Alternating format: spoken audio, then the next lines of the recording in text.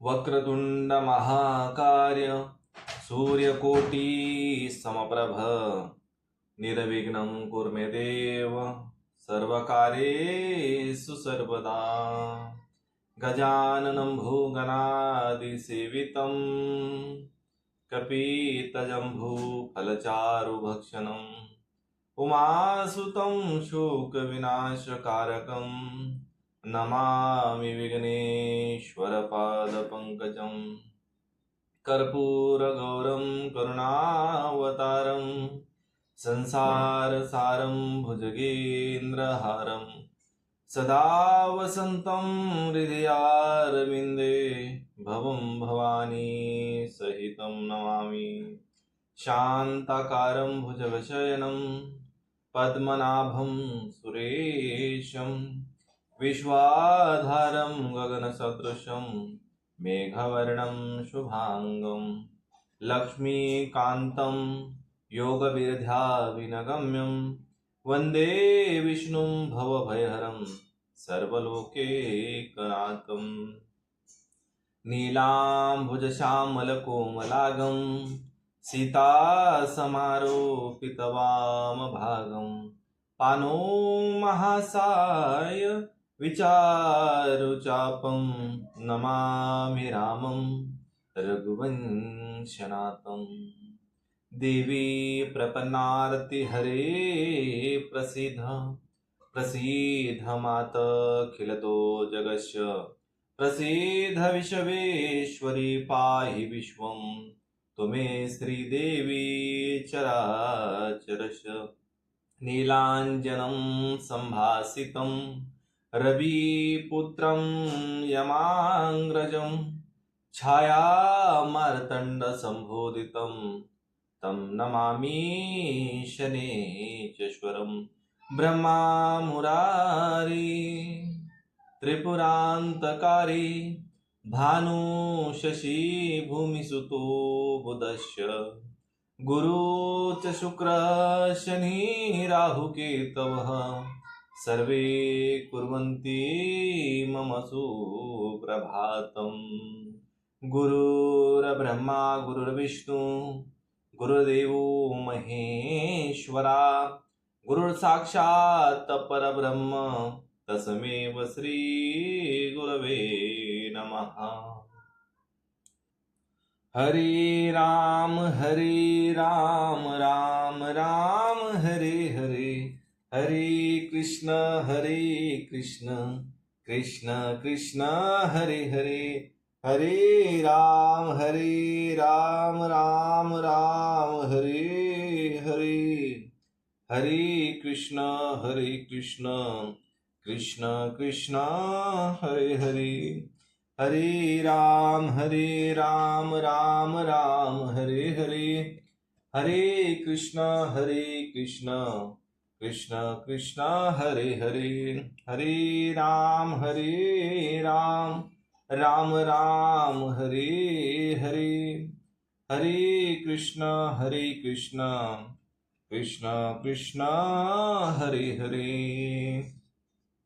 सियावर रामचंद्र की जय, पवन सूत हनुमान की जय, उमापति महादेव की जय, जय जय श्री राधे श्याम।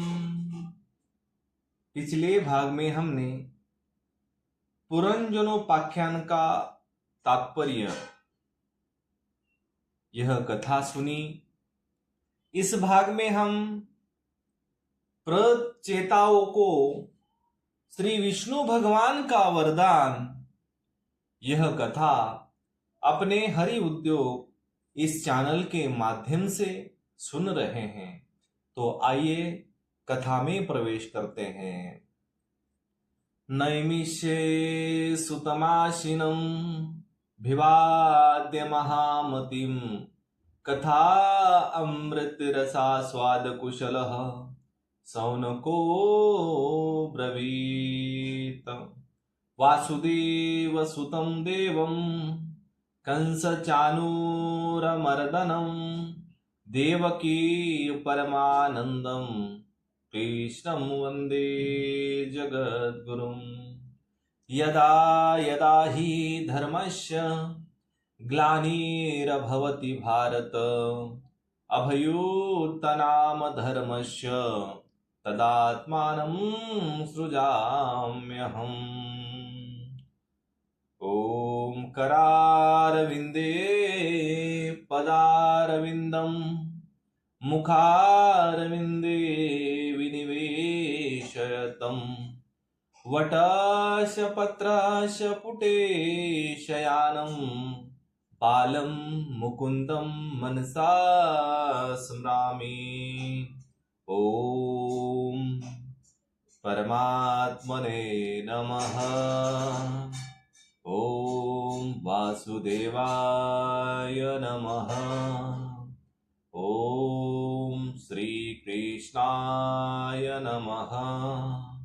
ॐ माधवाय नमः। ॐ गोपालाय नमः। ॐ सावर्या सरकाराय नमः। ॐ खाटू नरेशाय नमः। ॐ परमात्मने नमः नमः नमः। ॐ सभी देवी देवताय नमः। ॐ नक्षत्र देवताय नमः। ॐ पितृदेवताय नमः। ॐ कुलदेवताय नमः। ॐ हरि हरि हरि श्री श्री हरि। श्री गणेशाय नमः।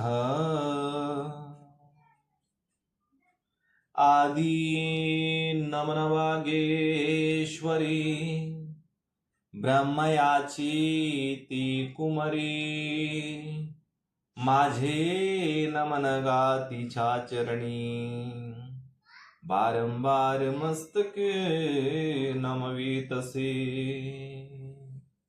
विदुर जी ने पूछा, ब्राह्मण, अपने राजा प्राचीन ब्रही के जिन पुत्रों का वर्णन किया था, उन्होंने रुद्रगति के द्वारा श्री हरि की स्तुति करके क्या सिद्धि प्राप्त की? भार्यास्पत्य मोक्षाधिपति श्री नारायण के अत्यंत प्रिय भगवान शंकर का अकस्मात सानिध्य प्राप्त करके प्रचेताओं ने मुक्ति तो प्राप्ति की होगी, इससे पहले इस लोक में अथवा परलोक में भी उन्होंने क्या पाया, वह बतलाने की कृपा कीजिए। श्री मैत्रेय जी कहते हैं, विदुर जी, पिता के अज्ञानकारी प्रचेताओं ने समुद्र के अंदर खड़े रहकर रुद्रगति के जपरूपी यज्ञ और तपस्या के द्वारा समस्त शरीरों के उत्पादक भगवान श्री हरि को प्रसन्न कर लिया। तपस्या करते करते 10,000 वर्ष बीत जाने पर पुराण पुरुष श्री नारायण अपनी मनोहर कांति द्वारा उनके तपस्या जनित क्लेशों को शांत करते हुए सौम्य विग्रह से उनके सामने प्रकट हुए। गरुड़ जी के कंधे पर बैठे हुए श्री भगवान ऐसे जान पड़ते थे मानो सुमेरु के शिखर पर कोई श्याम घटा छाई हो। उनके श्रीअंग में मनोहर पीतांबर और कंठों में कौस्तुभ मणि सुशोभित थी। अपनी दिव्य प्रभा से वे सब दिशाओं का अंधार दूर कर रहे थे। चमकीले स्वर्णमय आभूषणों से युक्त उनके कामनीय कपोल और मनोहर मुखमंडल की अपूर्व शोभा हो रही थी। उनके मस्तक पर झिलमिलाता हुआ मुकुट शोभायमान था। प्रभु की 8 भुजाओं में 8 आयुध थे। देवता, मुनि और पार्षदगण सेवा में उपस्थित थे तथा गरुड़ जी किन्नरों की भांति साममय पंखों की ध्वनि से कीर्तिगान कर रहे थे। उनकी 8 लंबी लंबी स्थूल भुजाओं के बीच में लक्ष्मी जी से स्पर्धा करने वाली वनमाला विराजमान थी। आदि पुरुष श्री हरि नारायण ने इस प्रकार पधार कर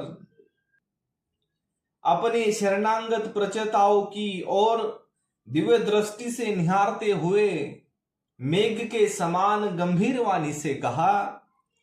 श्री भगवान ने कहा, राजपुत्रों, तुम्हारा कल्याण हो। तुम सब में परस्पर बड़ा प्रेम है और स्नेहवश तुम एक ही धर्म का पालन कर रहे हो। तुम्हारे इस आदर्श सौहार्द से मैं बड़ा प्रसन्न हूं। मुझसे वर मांगो। जो पुरुष सायंकाल के समय प्रतिदिन तुम्हारा स्मरण करेगा, उसका अपने भाइयों में अपने ही समान प्रेम होगा तथा समस्त जीवों के प्रति मित्रता का भाव हो जाएगा। जो लोग सायंकाल और प्रातःकाल एकाग्र चित्त से रुद्र गति द्वारा मेरी स्तुति करेंगे, उनको मैं अभिष्ट वर और शुद्ध बुद्धि प्रदान करूंगा। तुम लोगों ने बड़ी ही प्रसन्नता से अपने पिता की आज्ञा शिरोधार्य की है। इससे तुम्हारी कमनीय कीर्ति समस्त लोकों में फैल जाएगी, समस्त लोकों में फैल जाएगी। तुम्हारे एक बड़ा ही विख्यात पुत्र होगा। वह गुणों में किसी भी प्रकार ब्रह्मा जी से कम नहीं होगा तथा अपनी संतानों से तीनों लोकों को पूर्ण कर देगा। राजकुमारों, कंडू ऋषि के तपोनाश के लिए इंद्र की भेजी हुई प्रमलोचा अप्सरा से एक कमल नयनी कन्या उत्पन्न हुई थी। उसे छोड़कर वह स्वर्ग लोक को चली गई। तब वृक्षों ने उस कन्या को लेकर पाला पोसा। जब वह भूख से व्याकुल होकर रोने लगी, तब औषधियों के राजा चंद्रमा ने दयावश उसके मुंह में अपनी अमृत वर्षिणी तर्जनी अंगुली दे दी। तुम्हारे पिता आजकल मेरी सेवा भक्ति में लगे हुए हैं। उन्होंने तुम्हें संतान उत्पत्ति करने की आज्ञा दी है। अतः तुम शीघ्र ही उस देवोपम सुंदरी कन्या से विवाह कर लो। तुम सब एक ही धर्म में तत्पर हो, एक सा ही है। इसलिए तुम्हारे ही समान धर्म और स्वभाव वाली वह सुंदरी कन्या तुम सभी की पत्नी होगी तथा तुम सभी में उसका समान अनुराग होगा। तुम लोग मेरी कृपा से 10 लाख दिव्य वर्ष तक पूर्ण बलवान रहकर अनेकों प्रकार के पार्थिव और दिव्य भोग भोगोगे। अंत में मेरी अविचल भक्ति से हृदय का समस्त वासना रूप मल दग्ध हो जाने पर तुम इस लोक तथा परलोक के नरतुल्य भोगों से उपरक्त होकर मेरे परम धाम को जाओगे। जिन लोगों के कर्म भगवत दर्पण बुद्धि से होते हैं और जिनका सारा समय मेरे कथा वार्ताओं में ही बीतता है, वे गृहस्थ आश्रम में रहते तो भी घर उनके बंधन का कारण नहीं होते। वे नित्य प्रति मेरी लीलाएं सुनते रहते हैं इसलिए ब्रह्मवादी वक्ताओं के द्वारा मैं अज्ञान स्वरूप पर ब्रह्म उनके हृदय में नित्य नया नया सा भासता रहता हूं और मुझे प्राप्त कर लेने पर जीवों को न मोह हो सकता है, न शोक और न हर्ष। श्री मैत्रेय जी कहते हैं, भगवान के दर्शनों से प्रचेताओं का रजोगुण तमोगुण मल नष्ट हो चुका था। जब उनसे सकल पुरुषार्थ के आश्रय और सबके परम सुहृदय श्री हरि ने इस प्रकार कहा, तब वे हाथ जोड़कर गदगद वाणी से कहने लगे। प्रचेताओं ने कहा, प्रभु आप भक्तों के क्लेश दूर करने वाले हैं, हम आपको नमस्कार करते हैं। वेद आपके उदार गुण और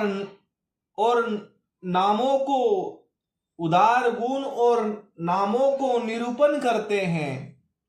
आपका वेग मन और वाणी के वेग से भी बढ़कर है तथा आपका स्वरूप सभी इंद्रियों की गति से परे है। हम आपको बार बार नमस्कार करते हैं। आप अपने स्वरूप में स्थित रहने के कारण नित्य शुद्ध और शांत है महाराज। मन रूप निमित्त के कारण हमें आप में यह मिथ्या द्वैत भास रहा है। वास्तव में जगत की उत्पत्ति स्थिति और लय के लिए आप माया के गुणों को स्वीकार करके ब्रह्मा विष्णु और महेश्वर रूप धारण करते हैं। प्रभु हम आपको नमस्कार करते हैं। आप विशुद्ध सत्व स्वरूप है। आपका ज्ञान संसार बंधन को दूर कर देता है। आप समस्त भागवतों के प्रभु वसुदेव नंदन भगवान श्री कृष्ण हैं। आपको नमस्कार है। आपकी ही नाभि से ब्रह्मांड रूप कमल प्रकट हुआ था। आपके कंठी में कमल कुसुमों की माला सुशोभित है तथा आपके चरण कमल के समान कोमल है। कमल नयन आपको नमस्कार है। आप कमल कुसुम की केसर के समान स्वच्छ पीतांबर धारण किए हुए हैं। समस्त भूतों के आश्रय स्थान है तथा सबके साक्षी है। हम आपको नमस्कार करते हैं। भगवान आपका यह स्वरूप संपूर्ण क्लेशों की निवृत्ति करने वाला है। हम अविद्या अस्मिता राग द्वेषादि क्लेशों से पीड़ितों के सामने आपने इसे प्रकट किया है।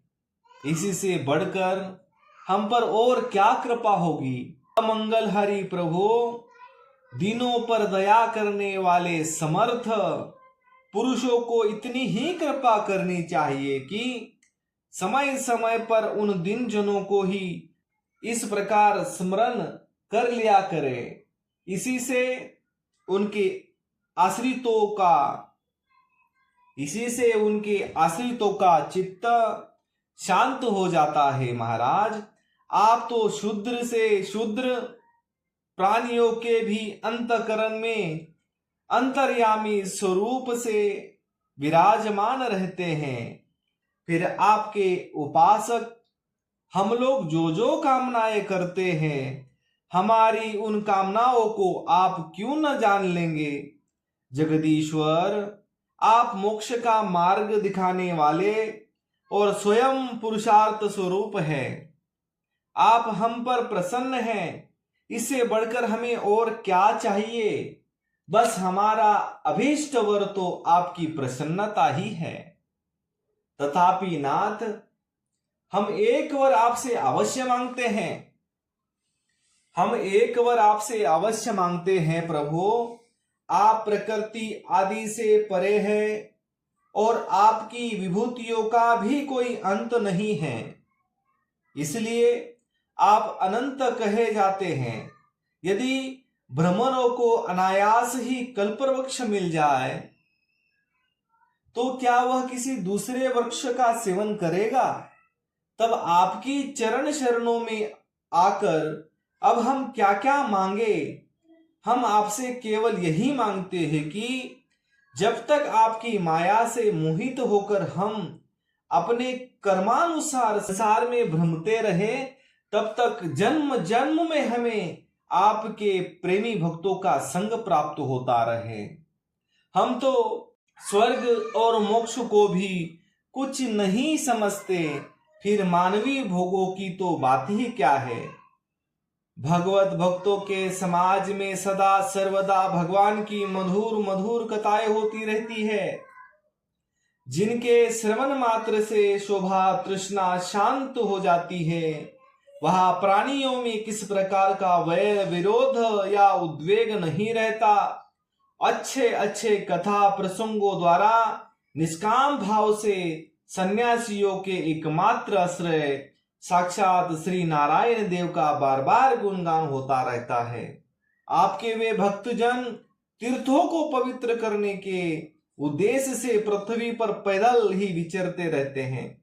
भला उनका समागम संसार से भयभीत हुए पुरुषों को कैसे रुचिकर नहीं होगा। भगवान आपके प्रिय सखा भगवान शंकर के क्षण भर के समागम से ही आज हमें आपका साक्षात दर्शन प्राप्त हुआ है। आप जन्म मरण रूप दुसाध्य रोगों के श्रेष्ठतम वैद्य है। अतः अब हमने आपका ही आश्रय लिया है प्रभु। हमने समाहित चित्त से जो कुछ अध्ययन किया है, निरंतर सेवा शुश्रूषा करके गुरु ब्राह्मण और वृद्ध जनों को प्रसन्न किया है तथा द्वेष बुद्धि त्याग कर श्रेष्ठ पुरुष सूरधय बंधु वर्ग एवं समस्त प्राणियों की वंदना की है और अनादि को त्याग कर दीर्घ काल तक जल में खड़े रहकर तपस्या की है। वह सब आप सर्वव्यापक पुरुषोत्तम के संतोष का कारण हो, यह वर मांगते हैं। स्वामीन, आपकी महिमा का पार न पाकर भी स्वयंभू मनु, स्वयंभू ब्रह्मा जी, भगवान शंकर तथा और ज्ञान से शुद्ध चित्त हुए अन्य पुरुष निरंतर आपकी स्तुति करते रहते हैं। अतः अपनी बुद्धि के अनुसार आपका यशोगान करते हैं। आप सर्वत्र समान शुद्ध स्वरूप और परम पुरुष है। आप सत्वमूर्ति भगवान वासुदेव को हम नमस्कार करते हैं। श्री मैत्रेय जी कहते हैं, विदुर जी, प्रचेताओं के इस प्रकार स्तुति करने पर शरणागत वत्सल श्री भगवान ने प्रसन्न होकर कहा, तथास्तु तथास्तु तथास्तु। अप्रतिहत प्रभाव श्री हरि की मधुर मूर्ति के दर्शनों से अभी प्रचेताओं के नेत्र तृप्त नहीं हुए थे, इसीलिए वे उन्हें जाने देना नहीं चाहते थे। तथापि वे अपनी परम धाम को चल गए।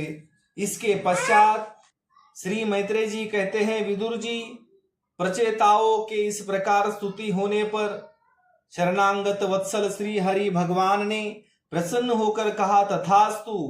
प्रतिहत प्रभाव श्री हरि की मधुर मूर्ति के दर्शनों से अभी प्रचेताओं के नेत्र तृप्त नहीं हुए थे, इसीलिए वे उन्हें जाने देना नहीं चाहते थे। तथापि वे अपने परम धाम को चले गए। इसके पश्चात प्रचेताओं ने समुद्र जल से बाहर निकलकर देखा कि सारी पृथ्वी को ऊंचे ऊंचे वृक्षों ने ढक दिया है, जो मानो स्वर्ग का मार्ग रोकने के लिए ही इतने बढ़ गए हैं। यह देखकर वे वृक्षों पर बड़े कुपित हुए। तब उन्होंने पृथ्वी को वृक्ष लता आदि से रहित कर देने के लिए अपने मुख से प्रचंड वायु और अग्नि को छोड़ा, जैसा काल अग्नि रुद्र प्रलय काल में छोड़ देते हैं। जब ब्रह्मा जी ने देखा कि वे सारे वृक्षों को भस्म कर रहे हैं, तब वे वहां आए और प्राचीन ब्रही के पुत्रों को उन्होंने युक्ति पूर्वक समझाकर शांत किया। फिर जो कुछ वृक्ष वहां बचे थे उन्होंने डरकर ब्रह्मा जी के कहने से वह कन्या लाकर प्रचेताओं को दी। प्रचेताओं ने भी ब्रह्मा जी के आदेश से उस मारीशा नाम की कन्या से विवाह कर लिया। के गर्भ से ब्रह्मा जी के पुत्र दक्ष ने श्री महादेव जी की अवज्ञा के कारण अपना पूर्व शरीर त्याग कर जन्म लिया। दक्ष ने चाक्षुष्य मनवंतर आने पर जब काल क्रम से पूर्व सर्ग नष्ट हो गया, भगवान की प्रेरणा से इच्छा अनुसार नवीन प्रजा उत्पन्न की। इन्होंने जन्म लेते ही अपनी कांति से समस्त तेजस्वियों को तेज छीन लिया। ये कर्म करने में बड़े दक्ष कुशल थे, इसी से इनका नाम दक्ष हुआ। इन्हें ब्रह्मा जी ने प्रजापतियों के नायक के पद पर अभिषिक्त कर सृष्टि की रक्षा के लिए नियुक्त किया और इन्होंने मरीचि आदि दूसरे प्रजापतियों को अपने अपने कार्य में नियुक्त किया। तो आज के लिए इतना ही। कर्पूर गौरम करुणावतारम संसार सारम भुजगेन्द्रहारम सदा वसंतम हृदयारविंदे भवम भवानी सहितं नमामि। सियावर रामचंद्र की जय, पवन सुत हनुमान की जय, उमापते महादेव की जय। जय जय श्री राधे श्याम। शेष चर्चा अगले भाग में।